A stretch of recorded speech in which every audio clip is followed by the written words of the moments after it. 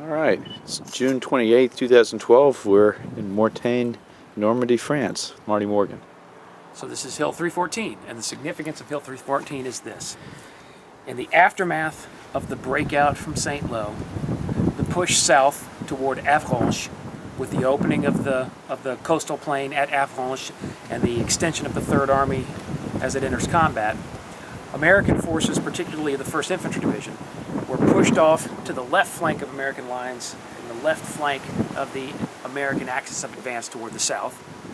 The 1st Division moves into this area, to the area between the town of Saint-Duval and this town, the town below us, Mortain. 18th Infantry Regiment of the 1st Division occupies these positions on August 4th, and the 18th Infantry remains here until they're relieved ultimately by one battalion of the 120th Infantry Regiment of the 30th Infantry Division, and it was the 2nd Battalion, 120th. The 2nd Battalion of the 120th comes here on August 6th, just a day before the Germans launch what is known as Operation Lüttich, or Operation Liège. We know it as the Mortain counteroffensive. And the entire plan was this. The Germans had lost control of the coastal plain around Avranches. The city of Avranches had fallen to American troops on August 1st. And so the result was that the 3rd Army was beginning to pour through. General Patton had taken command. He got his forces, 7 divisions across the bridge at Pont-à-Beau. And as those divisions flooded south and began the process of moving down the Brittany Peninsula, the Germans recognized that there was an incumbent need, a very important need, to push to the west, recapture Avranches, and cut off that coastal plain to prevent the 3rd Army from continuing to move, and then to cut it off from its supplies so that it could be captured, so it would have to be surrendered. The Germans, therefore, at a point in the war when they should have been removing elements of their 7th Army and pulling it back to the line of the Seine River, instead Adolf Hitler orders that they launch this counteroffensive, Operation Liège. And Operation Liège would see primarily 2 divisions push through this area, the Das Reich, or 2nd SS, and Gotz von Berlichingen, which was the 17th SS. These 2 SS divisions pound through this area pre-dawn, August 7, 1944. They move through these roads and attempt to push toward the coastal plain, toward the city of Avranches, which is off in the distance there. If it was clearer today, you'd even be able to look off in that direction and see Mont Saint-Michel, but we've got too much haze. At any rate, as they slam through the city of Mortain, they catch the 120th Infantry Regiment's 2nd Battalion off guard, and that battalion, with nowhere to go as the enemy streams past them, as these battle-hardened SS divisions begin the process of pushing through their lines, the men of the 120th Infantry Regiment pull up onto this hilltop, Hill 314, where this old chapel sits, La Petite Chapelle. For the next 6 days and 6 nights, the 950 men of the 2nd Battalion, 120th Infantry Regiment, hold this hilltop. They hold it against constant enemy assault. They hold it with dwindling supplies of ammunition, of food, of medical supplies. And they hold it despite the fact that it's very difficult to get supplies in here to them. Of course, by day we controlled the air, and we were sending aircraft up that were attempting to parachute supplies onto the hilltop. But the hilltop's not really that big, and most of the parachute supplies ended up drifting down into the town of Mortain, where the enemy got control of them.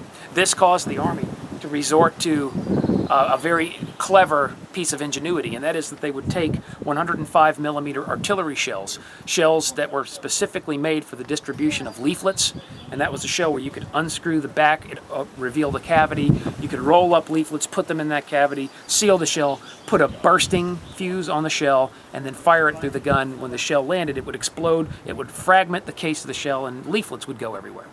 Well, using these leaflet shells, they opened up the back cavity, and instead of putting in leaflets, they put in medical supplies. And they fired those medical supplies from down in the valley up here to the hilltop, so that the men of the 2nd Battalion, 120th Infantry Regiment at least had some medical supplies coming in. This helped, as most of the parachute drop supplies were being scattered down in the valley below. Well, after 6 days and 6 nights, as the German assault in Operation Liège ultimately began the process of running out of steam, as the 2 axes of German advance ultimately extended as far as they could, under heavy American counterattack, and they began the process of shrinking back. Ultimately, the 35th Infantry Division sends units that come here to relieve the 2nd Battalion of the 120th Infantry Regiment, a battalion that was even at that point being called the Lost Battalion, because they were isolated on this hilltop 6 days and 6 nights under constant enemy fire. And during that time, they suffered incredible casualties. On August 17th, at the end of the entire Mortain offensive, the men of the 2nd Battalion 120th had been reduced in number from 950 to 376 men that were still unwounded. In other words, in 6 days and 6 nights, they'd suffered over 50% casualties. In the end, the final summation of this action was that General Omar Bradley, commanding the U.S. 12th Army Group, this was part of his command, he referred to this as one of the most heroic battles of the entire Second World War, as this one battalion desperately clung to this hilltop against formidable enemy opposition of combat-experienced SS troopers from 2 divisions. So this spot really plays significantly into what ultimately unfolds. An inevitable result of the failure of the Mortain offensive is that the Germans, in not reaching Avranches and not cutting off Third Army and not preventing Third Army from moving, they create a situation by which Third Army flows to the south, reaches the town of Alençon, and then begins turning north. And as Third Army turns north, it closes a pocket around them, with elements of the British 21st Army Group pushing south in the vicinity from the city of Caen, moving toward an area, a town called Falaise, and elements of Third Army, the U.S. Third Army, coming up from the south and pushing north. They ultimately seal off this pocket, a pocket that we now know to this day as the Falaise pocket. And in that pocket, they trap over 50,000 German soldiers, what's left of the 7th Army. And so what had it first started off as this attritional battle that was dragging out for such a long time in the hedgerows to the north of here, just inland from the Normandy beachhead, then opened up with the Cobra breakout beginning in late July 1944. Leads to the dramatic moment where General Patton takes command of Third Army, gets 7 divisions and 7 across the bridge at Pontaubault in 72 hours. Third Army then flows around to the south, even as the Germans attempt to cut them off with the Mortain offensive, Operation Lutiche or Liège. Ultimately, this creates the conditions by which the pocket at Falaise gets sealed and the 7th Army is completely destroyed.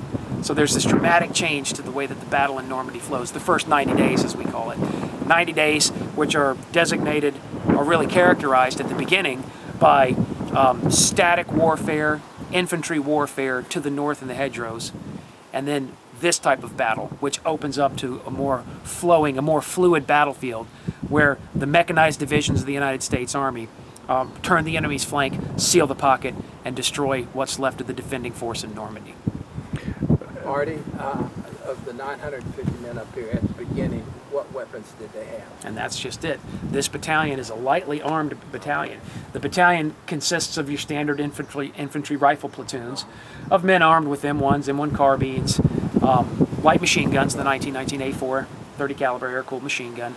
They had heavy weapons sections that were armed with the 1917 A1 water-cooled machine gun, and then they had the typical mortars of any infantry battalion. If they couldn't get anything heavier. They had nothing obviously. heavier. Right. So the heaviest weapon that was up here was the 120th Infantry Regiment's 2nd Battalion headquarters.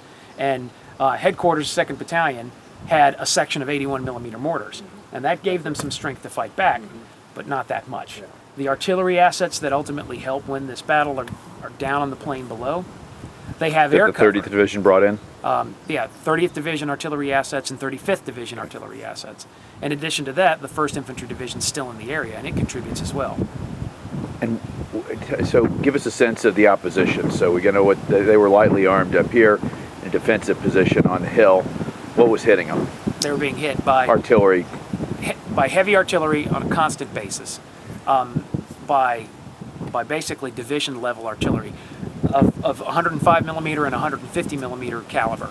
The enemy was peppering this hilltop with 105 millimeter howitzer shells Day and night. Day and night, and 150 millimeter howitzer shells, because the enemy knew that they were up here, and the enemy that for that reason continued to pound them with artillery, sending infantry assaults up the hill periodically, but realizing that the Americans that occupied the hilltop, the Americans of 2nd Battalion 120th, that they were too well dug in for the enemy to continue committing infantry